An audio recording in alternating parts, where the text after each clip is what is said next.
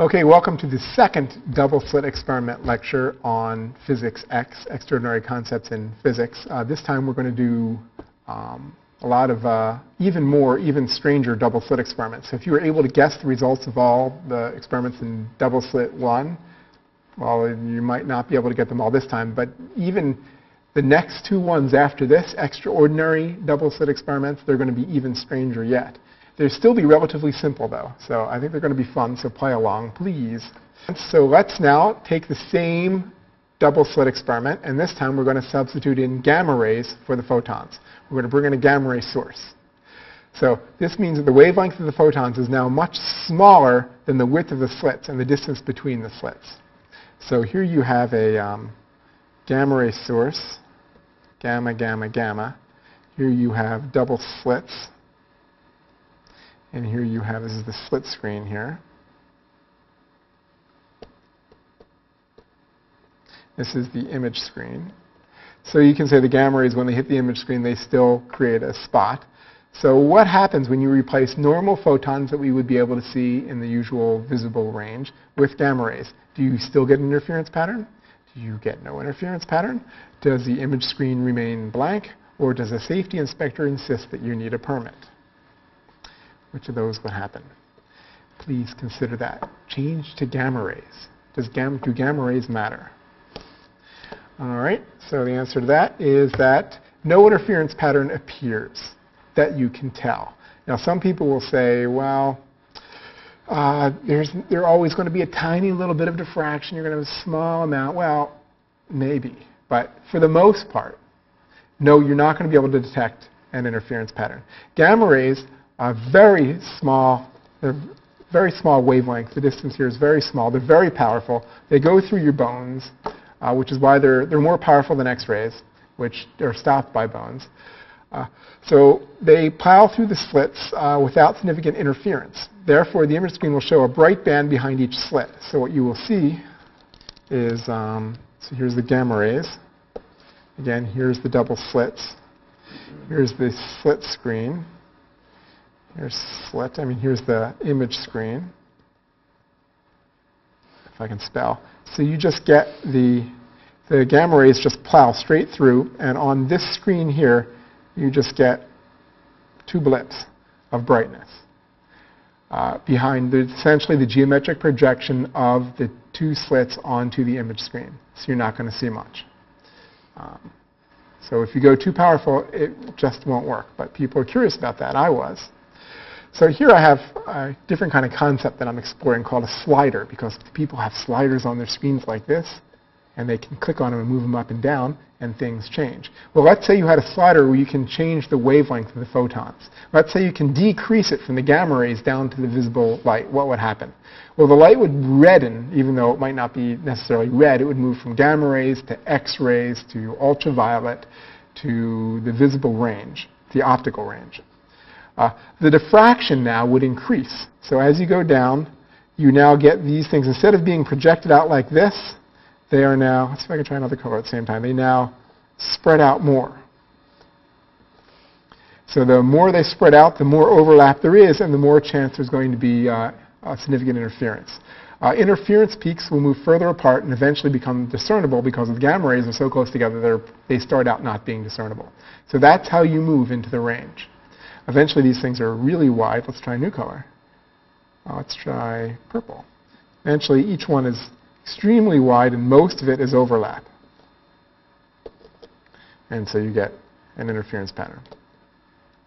Let's go back to blue.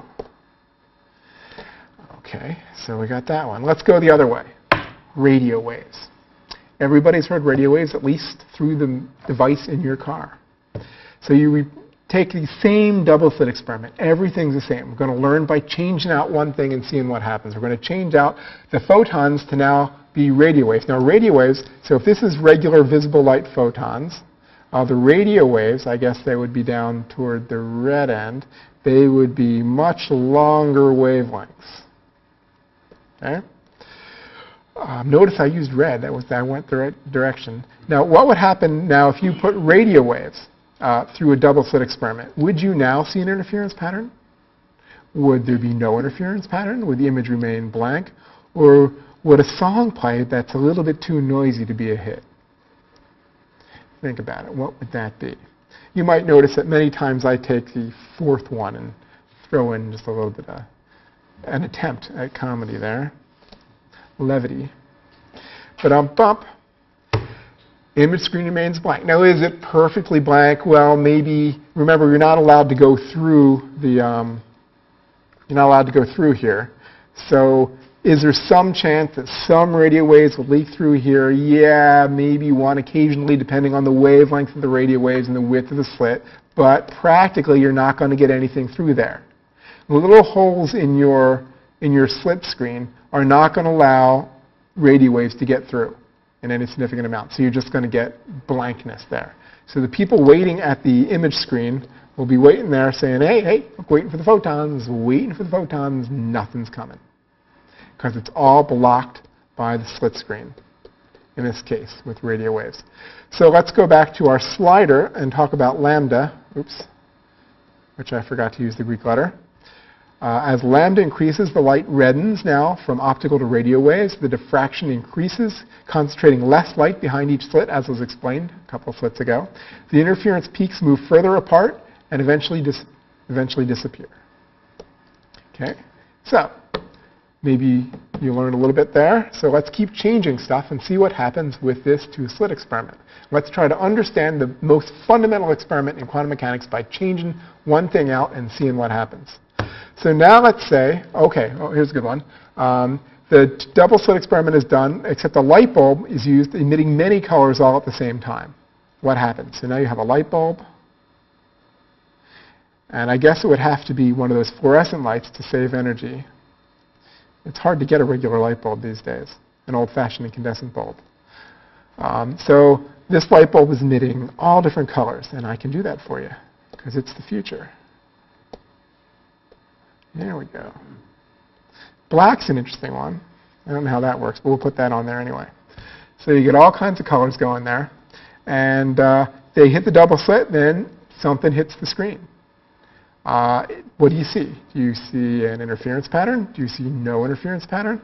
Do you see interference for different colors appearing with different spacings? Or do you see psychedelic? Do you hear psychedelic music begin to play with all these different colors, man? Interference for different colors appears with different spacings.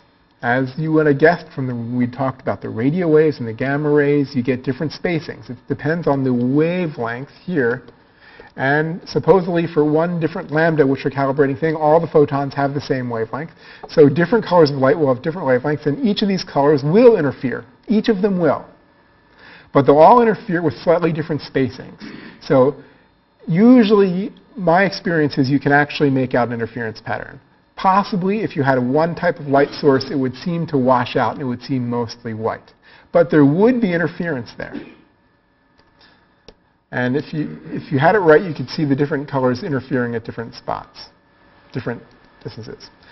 Okay, so let's try another one. Now, let's say you have a color filter placed over one slit. So here you have your basic slit screen, and here's your image screen. So this is slit screen. This is image screen. So now we're going to put over one a red filter right behind it, or you can put it in front of it. Redness. Now you're going to let your white light source that has all these different colors come out here. Let's do all the colors of the rainbow here, or as many as they'll let me do. By contract with the company, I have to do all the colors, including black. Okay, so what happens here? What do we see at the image screen? What happens here? Oops, thought I had black. Hello. Do you see an interference pattern? No interference pattern? Only red light interferes, or only red lights avoids interfering? Think about it. You can whisper, you can hum Jeopardy music to yourself. Okay. Bada bing. Only the red light interferes, because that's the only one that's going through both slits. So the blue light, so if you look through like a red filter or a red balloon, the world looks red to you, because all the other colors aren't getting through. So only the red light is going through both slits. So it's only the red light that's going to interfere. The other light was stopped by one of the slits, and therefore it can't interfere. And it's going to go through the one slit it can go through and just illuminate the screen there. Okay. So now we're going to place a wall between an opaque wall from the source to the slit. So now we're going to have a, let's do it in blue, I like that better. So here we have the source here, now considered a monochromatic source. But now what we're going to do is we're going to put up a wall right here and say nothing goes there.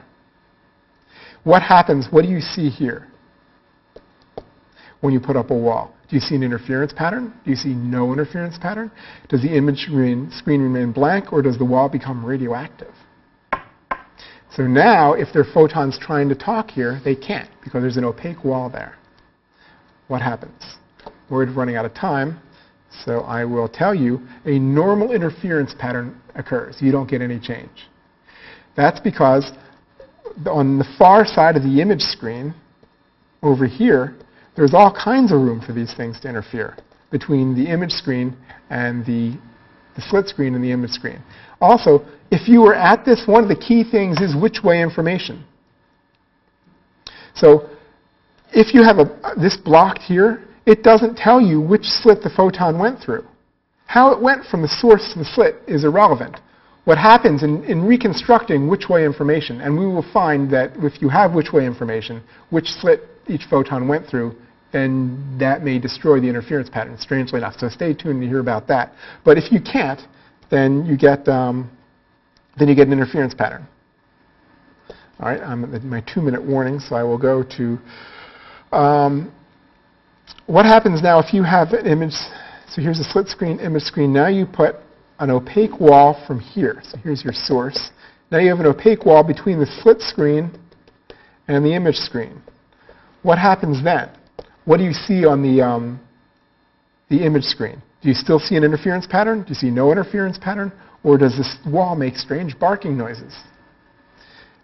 So here, I have to hurry because I'm running low on time. No interference patterns occurs. If you put your, I should have kept the thing. If you put the screen here, then you can tell which slit the photons go through. Once you know which slit the photons go through, you destroy the interference pattern. So you get a brightness here and you get brightness there, but you don't see the interference maxima and minima, because now you can tell which slit the photons went through. So that wall does make a difference. So we're not always saying interference. Last, now let's say you have two identical point sources replacing the slits. So instead of having a slit screen, you now have two sources. And now you have an image screen here. And you bought these sources from the same catalog. What happens? Do you get an interference pattern here? Do you get no interference pattern here? Or do you get sometimes an interference pattern that is visible, sometimes it's not? Or can only identical twins know the answer? And so we're running really low on time, so please pause it because this is a cool one. The answer is that sometimes there's an interference pattern and sometimes there's not. And this is a strange one. That's because even if you have two sources that you bought from the same amount that have the same, they might not remain coherent for very long periods of time. For the vague amounts of time that they do, you might see interference patterns shift on the screen.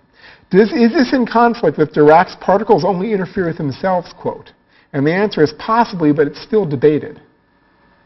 I'm not 100% clear, so that's reached my level of misunderstanding quantum mechanics. I can't clearly answer that question. Some people might be able to. I'm still checking it out. But we're going to have lots more of really fun stuff next time. So please join us next time for extraordinary double slit experiments. Thank you.